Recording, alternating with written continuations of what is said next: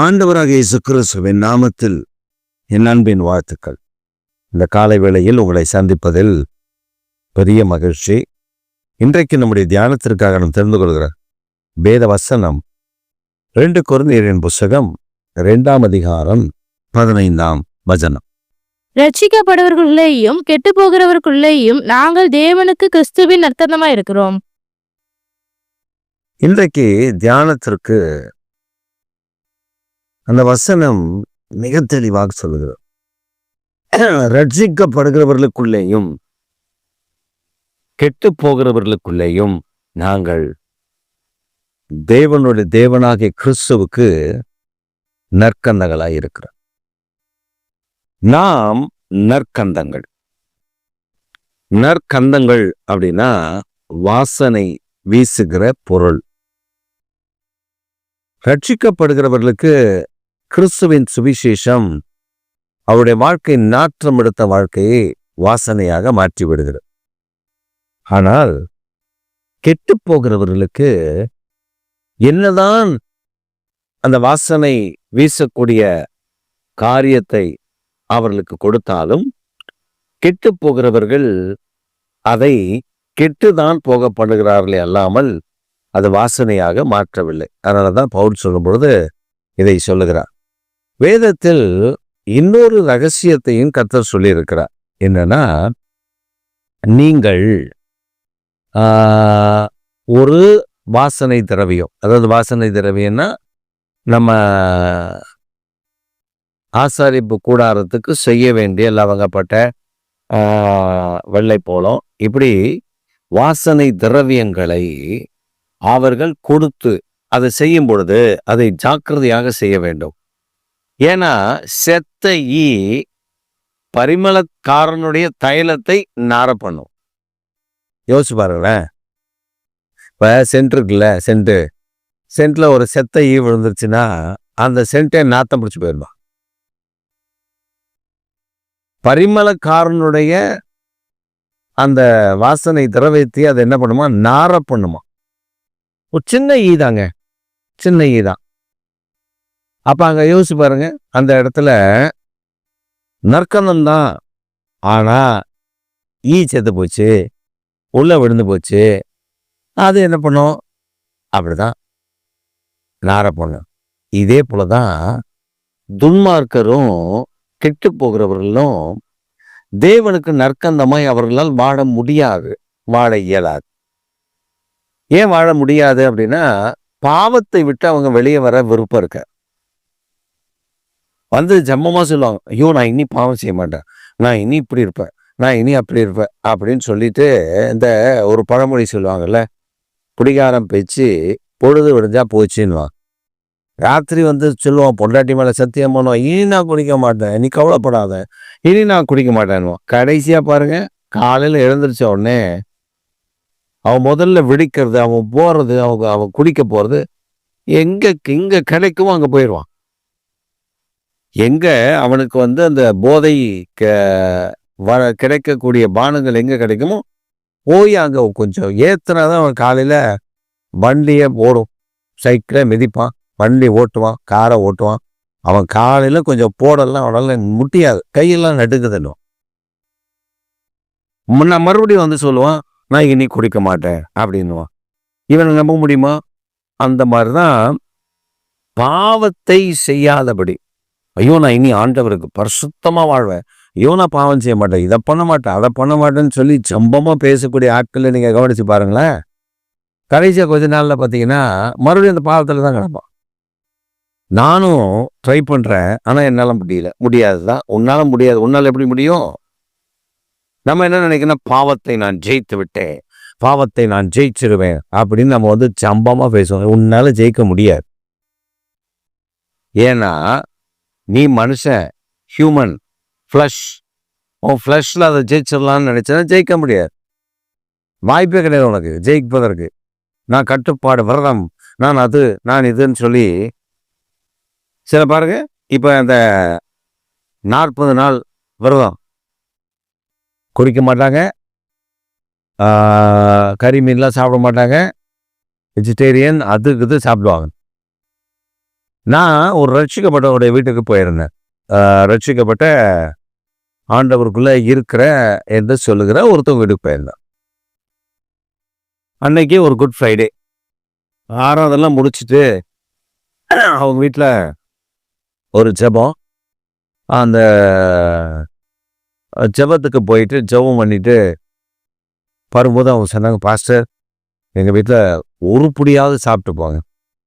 நான் சொன்னேன், சரி சிஸ்டர் என்ன சாப்பாடு கேட்போம், இல்லை பொதுவாக நம்ம கேட்போம் என்ன சாப்பாடு கொடுங்க அப்படின்னோடனே, இன்னைக்கு எங்கள் வீட்டில் மரக்கறி தான்.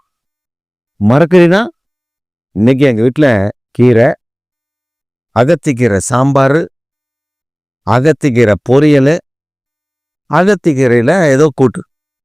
நான் சொன்னேன், என்ன சிஸ்டர் இன்னைக்கு அமாவாசையும் கிடையாது, இந்துக்கள் வீட்டில் தான் அப்படி செய்வாங்க, நீங்கள் இப்படி செஞ்சுருக்கீங்க அப்படின்னோடனே, பாஸ்டர் இன்னைக்கு குட் ஃப்ரைடே இல்லை, எங்கள் வீட்டில் இருந்து சின்ன இருந்தே நாங்கள் அகத்திக்கீரை தான். அன்னைக்கு கசப்பு, அன்னைக்கு கறி மீனெல்லாம் கிடையவே கிடையாது. அன்னைக்கு ஒரு நாள் அது ரொம்ப விரதம். நாளைக்கு நாளைக்கு சரியாயிரும், ஈஸ்டரில் கொண்டாட்டம் தான் எங்களுக்கு. அப்படியா, பரவாயில்லையே. அப்போ பாருங்க, இன்னும் அந்த பாரம்பரியத்தை விட்டு வெளியே வரல. அப்புறம் எப்படி இவங்க ரட்சிக்கப்பட்டவங்க? பாரம்பரியத்தை விட்டு வெளியே வராத ஆட்கள் எப்படி ரட்சிக்கப்பட்டுன்னு சொல்ல முடியும்? அன்னைக்கு தான் நீ அகத்திக்கீரை சாப்பிடணும்னு இல்லை, மற்ற நாட்களில் சாப்பிடலாம். இயேசு மரித்து போனா அது துக்கமான செய்தி, கசப்பான செய்தி எனக்கு, அதனால நான் அகத்திக்கீரை சாப்பிட்றேன். துக்கமா இருக்குல்ல, கசப்பா இருக்குல்ல, நீ போய் சிலுவையில் தொங்கிற. ஏன் துக்கமா இருக்குது, கசப்பா இருக்குல்ல, நீ செய்யற பாவத்தை விட்டு வெளில வாய முடியாதுல்ல. ஏன்னா மாம்சம் நம்மை பாவத்தில் பிடித்து வைத்திருக்கும். அப்ப எப்படிதான் பாவத்திலிருந்து விடுதலை? இயேசுவை தவிர வேற வழியே இல்லை. இயேசுதான் பாவத்திலிருந்து விடுவிக்க முடியும். அதனாலதான் பவுல் ரொம்ப சொல்றாரு, நாங்கள் கிறிஸ்துவுக்கு நற்கந்தங்கள். ரட்சிக்கப்படுகிறவர்களுக்கு நற்கந்தம். ஒரு மனுஷன் ரட்சிக்கப்படுறான்னா அந்த மனுஷனுக்கு நாங்க நற்கந்தம். எப்படி? இயேசுவின் அன்பை சொல்லுகிறோம். அவன் மனம் திரும்புறது இயேசுவின் இடத்துல, பாவ மன்னிப்பு இயேசுவின் இடத்துல. இயேசுவே இந்த பாவம் செஞ்சுட்டு என்னை மன்னிங்க அப்படின்னா. இப்போ என் ஃப்ரெண்டு ஒருத்தர் தான் என் கூட படிக்கும் போது, அவன் ஒரு கிறிஸ்தவன். அவன் சொல்லுவான், மாப்பிள்ள நான் பாவமே செய்யக்கூடாதுடா அப்படின்னு நினைப்பேன். சரி, அதுக்கு என்ன பண்ணுவேன்? விரதம் இருப்பேன், காலையில் சாப்பிட மாட்டேன். அப்படியா? அப்புறம் அப்புறம் மாப்பிள்ள நான் அப்படி விரதம் இருப்பேன் பார்த்துக்கோ, ஆனால் கஷ்டப்பட்டு இருந்துருவேன். 9 நாள் கழிச்சு மறுபடியும் பாவம் செஞ்சிடுவேன். ஏன்னா 9 நாளைக்கு அப்புறம் அவ்வளோதான், நம்ம பவர் முடிஞ்சு போச்சு. நான் சொன்னேன், இப்போ இதை இந்த மாதிரி கேட்டோன்னே இன்னொரு வாலிபு பையன் அவன் சொன்னான், நான் பாவம் செய்யக்கூடாதுன்னு நினைக்கிறேன், ஆனால் நான் பாவம் செய்கிறேன். நானும் பல மெத்தட் சொல்லிட்டாங்க எல்லாம், நான் கேட்டேன், எந்த மெத்தடும் எனக்கு செட் ஆகலை, நீங்கள் ஏதாவது மெத்தடு தான் சொல்லுங்க. இவன் கேட்டவுடனே நானும் வாலிப பையன், நானும் கல்யாணம் ஆகாத பையன். அப்போ நான் போகிறேன், போய் ஆண்டவருடைய சமூகத்தில் ஆண்டவர்கிட்ட ஜெபிக்கிறேன். ஆண்டவரே, இந்த வாலிப தம்பி கேட்குறான், நானும் வாலிபன், இவனுக்கு நான் என்ன மறு உத்தரவு சொல்லணும்? பாவத்திலிருந்து மேற்கொள்றது இயேசு தான் விடுவிக்கிறேன்னு தெரியும்ப்பா. இவன் சொல்கிறான், எனக்கு இந்த பாவத்திலேருந்து பரிபூர்ண விடுதலை வேணும், நான் என்ன பண்ணேன்? அப்போ ஆண்டவர் ஒரு ரகசியத்தை சொல்லி கொடுத்தாரு. ஆண்டவர் சொன்னார், நீ அவனை கூப்பிடு, சின்ன தம்பி இங்கே வாடான்னு கூப்பிடு, வருவான். அவனை உட்கார வச்சு சொல்லு, சின்ன தம்பி உன் வாழ்க்கையில் நீ பாவம் செய்யணும்னு தோன்றதில்லை, ஆமாம், அப்போ நீ என்ன பண்ணணும்? அதான தெரியல, சிலுவை காட்சி முன்னாடி வை. இயேசுவின் சிலுவை காட்சி, எனக்காக பாடுகளை அனுபவிச்சிருப்பா அப்படின்னு முன்னாடி வச்சு, அந்த சிலுவை காட்சி மாத்திரம் உனக்கு முன்னாடி வச்சு முன்னேறு. ஜெபம் பண்ணு, ஏசப்பா எனக்காக மரித்தீங்களே, நான் இந்த பாவம் செய்ய விரும்பலை, எனக்கு இதுலேருந்து ஒரு விடுதலை தாங்கன்னு கேளு. ஆண்டவர் ஒரு விடுதலை உடனே தருவார். நீ பாவம் செய்ய மாட்டேன், அந்த இடத்துல இருந்து விலக்கி கொண்டு போயிடுவார். நீ இனி பாவம் செய்ய மாட்டேன். அது எனக்குமே நிறைய விஷயத்துல பிரயோஜனமா இருந்துச்சு. எனக்குமே அது நிறைய விஷயத்துல என்ன நிறைய இடத்துல அது காப்பாத்துனதா இருந்துச்சு. அதான் நற்கந்தம். இப்ப நம்முடைய வாழ்க்கையில நற்கந்தமான இயேசு அவர்கிட்ட ஒத்தாசை கேட்கணும். அதான் ஒத்தாசை. நான் நான் வந்து சொல்லுவாங்க, பாஸ்டர் நான்லாம் பாருங்க அதை குடிக்க கற்றுக்கிட்டேன், கஞ்சா அடிக்க கற்றுக்கிட்டேன், இதெல்லாம் சகலத்தையும் கற்று மற அப்படின்னு சொன்னாங்க பார்த்தீங்களா பெரியவங்க. அதான் பாஸ்டர், சகலத்தையும் கற்று மறந்துட்டேன். மறந்துட்டியா? மறந்துட்டேன். அப்புறம் கொஞ்ச நாள் கழிச்சு அவனை வேற எங்கேயா பார்த்தா ஊதாங்குழல் மாதிரி அவ்வளோ பெருசு வச்சு ஊதி இருந்திருப்பான். நான் அமைதியாக போய் பொறுமையாக போய் தட்டுவேன் பக்கத்தில். தட்டி, என்னடா சகலத்தையும் கற்று மரம் என்ன இப்போ? பாஸ்டர் அதான் முடியல. என்ன முடியல? இயேசுவின் இடத்துல ஒப்பு கொடு. இந்த இடத்துல நான் விழுந்து போயிட்டேன், இந்த பாவத்தில் இருக்கேன், எனக்கு ஒரு விடுதலை தாங்க, நீ கேளு. அவர் தான் விடுவிக்க முடியும். உன் மாம்சத்தில் நீ விடுதலை பெற முடியாது, உன் எண்ணத்துல உன் சிந்தனையில விடுதலை பெற முடியாது. நீ பாரு, 40 நாள் குடிக்காம இருக்கிற ஆளை பாரு. இப்பயுமே நம்ம ஆளுங்க 40 நாள் குடிக்காம இப்ப சாராய கடைக்கு சாராய கடையில பார்ல இப்பெல்லாம் எலைட் பார், பெரிய பெரிய ஆளுங்க போய் குடிக்கிறது. அங்கெல்லாம் ஒரு அமௌண்ட்டை கட்டிட்டு உள்ள போய் உட்காந்து தண்ணி அடிப்பான். இவன் போய் உட்காந்த உடனே அவங்க சொல்லுவாங்க, லெந்து காலம்ல ஆமா உங்களுக்கு தனி கிளாஸ், தனி சரக்கு. அது என்ன தனியா ஒரு கம்பெனியில் பெனாயில் பாட்டில பிடிச்சி கொடுக்குறாங்க? இல்லை, எல்லாம் ஒன்று தான். அவன் சொல்கிறான் உங்களுக்கு தனி, சாமிகளுக்கு தனி, லெந்து நாட்களுக்கு தனி இப்படின்னு ஊரை மொத்தத்தை இவனுங்களும் உட்காந்து இந்த பாவத்திட்டு வெளியே வரமாட்டான். இப்ப ஆண்டவர் உங்களை நற்கந்தமாய் அழைத்திருக்கிறார். கெட்டு போகிறவர்களுக்குள்ள, ரட்சிக்கப்படுகிறவர்களுக்குள்ளே நீங்கள் தேவனுடைய கிறிஸ்துவின் நற்கந்தங்கள். அப்ப நீங்க சொல்லுங்க, என்னை ஆண்டவர் நற்கந்தமாய் மாற்றி இருக்கிறார். என் மூலமாக ரட்சிக்கப்படுகிற அநேகரை என் மூலமாக ஆண்டவராக இயேசு கிறிஸ்துவின் நாமத்தில் அவர்கள் ரட்சிக்கப்பட போகிறார்கள். நான் இயேசுவின் அன்பை அவர்களுக்கு சொல்ல போகிறேன், அவங்க ரட்சிக்கப்பட போறாங்க. நம்ம ரட்சிக்கப்படுகிறதுக்கு தேவ பலனா இருக்கும். அதான் நற்கந்தம். உங்களை பார்க்கும் பொழுது ஒரு வாசனை வீசணும். உங்களை பார்க்கும் பொழுது ஐயோ சகுனி வருதேன்னு சொல்லக்கூடாது. சில பார்த்தீங்கன்னா பைபிளை தூக்கி வெஞ்சோடு அணைத்து அப்படியே இயேசுவோட அப்படியே நடந்து அப்படியே ரோட்லாம் நடந்து வர்ற மாதிரி இருக்கும். ஆனால் இயேசுக்கும் அந்த அம்மாவுக்கும் அந்த ஐயாவுக்கும் சம்மந்தமே இருக்காது. எங்கே போனாலும் கலகம் மூடிட்டு வந்துடும். நான் தெரியுமா, அவங்கள பற்றி எனக்கு தெரியும், அவர் இப்படி, அவங்க இப்படி, அந்த அம்மா இப்படி, இந்த அம்மா இப்படி, இது பார்த்த மாதிரியே பேசும். அந்த குடும்பத்தில் பெரிய குழப்பத்தை உண்டு பண்ணி இது போயிடும். கேட்டா ஆவியானவர் வெளிப்படுத்தினாரா? ஆவியானவர் ஒரு மனிதனுடைய பாவத்தை நீ போய் ஊருலெல்லாம் சொல்லு, அவன் இந்த பாவம் செஞ்சான்னு சொல்லவே மாட்டாரு. அப்படி சொல்றான்னு அது ஆவியானவர் இல்லை. ஆவியானவர் பாவத்தை முதல்ல நமக்கு சுத்தி காட்டுவார். அதுல இருந்து விடுதலை பெறதுக்கு வழி சொல்லுவார். எச்சரிக்கை நம்ம அனுப்பினா அந்த பாவத்துக்கு ரெமடியும் அந்த பாவத்தின் தண்டனையும் கண்டிப்பா நமக்கு சொல்லி கொடுப்பாரு. நாம போய் அவர்களுக்கு சொல்லும் பொழுது அவர்கள் மனம் திரும்புவார்கள். இது நிறைய பேருடைய வாழ்க்கையில இல்லை. நான் பார்த்துருக்கேன்.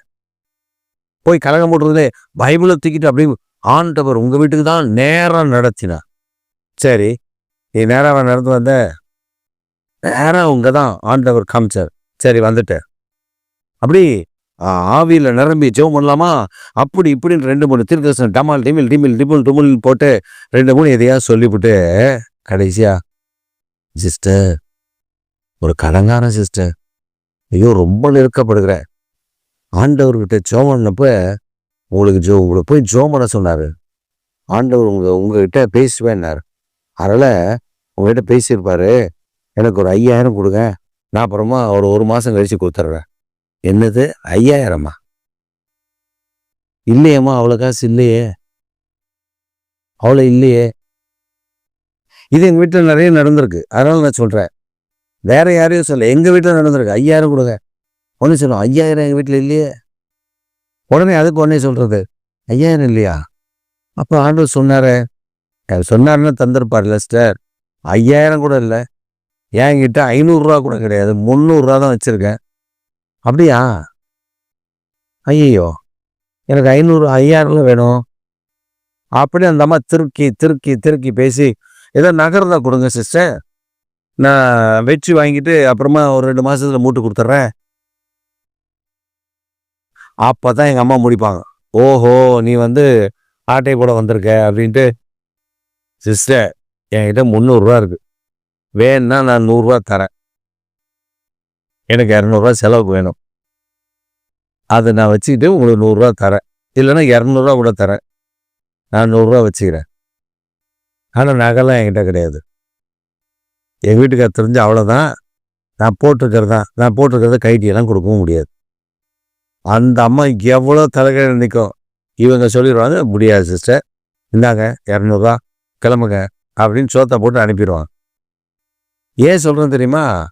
ஆவியானவர் உங்கள் வீட்டுக்கு நேராக தான் நடத்தினார்னா, உனக்கு தேவை, உனக்கு கடனில் பிரச்சனை இருக்குன்னா ஏற்கனவே இங்கே எங்ககிட்ட பேசியிருப்பார். அவங்க வருவாங்க, இவ்வளோ பணத்தை எடுத்து வை, அவங்கக்கிட்ட கொடுன்னு சொல்லுவார். இது நான் நிறைய இடத்துல பார்த்துருக்கேன். சொல்லவே இல்லைன்னா அப்புறம் அவர் அனுப்புகிறாரு. இதெல்லாம் நாற்றம், ஆண்டவருடைய நாமத்திற்கு கெட்டு போகிறவர்கள். இவங்கெல்லாம் நற்கந்தம் கிடையாது, நாற்றம் எடுத்தவர்கள், இப்படிப்பட்ட ஆட்கள். ஆனா கிறிஸ்துவுக்குள் நீங்களும் நானும் நற்கந்தங்கள். அப்ப ஆண்டவர் வாசனை வீச, நம்ம போற இடத்துல அவங்க பிரச்சனை மாறணும், அவங்க குழப்பம் மாறணும், அவங்க தரித்திரம் மாறணும், அவங்க வேதனை மாறணும், அவங்க கண்ணீர் மாறணும். அதான் நற்கந்தம். உங்களை பார்த்தோன்னே சொன்னோம், பிரதர் வந்திருக்கீங்க, சிஸ்டர் வந்திருக்கீங்க, பாஸ்டர் வந்திருக்கிறீங்க, சிஸ்டர் அந்த அந்த பிரச்சனை சொன்னல உங்களுக்கு. ஆமா, அதுக்கப்புறம் இந்த பிரச்சனை அப்படியே மாறிச்சு சிஸ்டர் அப்படின்னு ஜோமனோன்னு ஆண்டவர் மாத்திட்டாரு. இதுதாங்க நற்கந்தம், இதான் நற்கந்தம். சில வீட்டுக்குள்ள போவோம், பிரச்சனையை சொல்லுவாங்க, அந்த பிரச்சனையை ஊதி புதுசாக்கி பட்டார்னு வெட்டிக்கிற அளவுக்கு பண்ணிடும். சிஸ்டர் நீங்கள் வந்தீங்க, ஜோம் பண்ணீங்க, அவ்வளோதான் சிஸ்டர், அந்த பிரச்சனை பெருசாகி ஐயோ எங்கெங்கயோ ஸ்டேஷன் கிஷன்லாம் போய் எவ்வளோ கஷ்டம் சிஸ்டர் அப்படின்னா நீ நற்கந்தம் இல்லை, நீ நாற்றம் எடுத்தா. இப்போ நற்கந்தம் என்ன? கிறிஸ்துவுக்கு நற்கந்தம் என்ன? அவன் வாழ்க்கையில நீங்க போகும்பொழுது கிறிஸ்துவின் வாசனை எங்க வீசி ஆண்டவர் மாற்றணும். இந்த காலையில் ஆண்டவர் கேட்கிறேங்க, நான் உமக்காக நற்கந்தமாய் வாசனை வீசுகிற தேவ பிள்ளையாய் என்னை உருமாற்றி விடும் என்று கேளுங்க. உருமாற்றுவா. நீங்க மற்றவருடைய வாழ்க்கையில விளக்கேற்றுகிறவர்களாய், வாசனை பொருட்களை வாசனை வீசுகிற நீங்க வரும்பொழுதே ஒரு ஃப்ராக்ரன்ஸ், ஒரு சந்தோஷம், ஒரு மகிழ்ச்சி, சமாதானம் அந்த குடும்பத்துல காணப்படும். இதை பெற்றுக்கொள்ளுங்க. இந்த காலையில் கர்த்தர் உங்களுக்கு இதை தருகிறார், வாங்கி கொள்ளுங்க. நீங்கள் கர்த்தருக்காக ஜெயமிடுங்க. ஆவியான பலத்த கிரிகளை செய்வார். ஆமென், ஆமென்.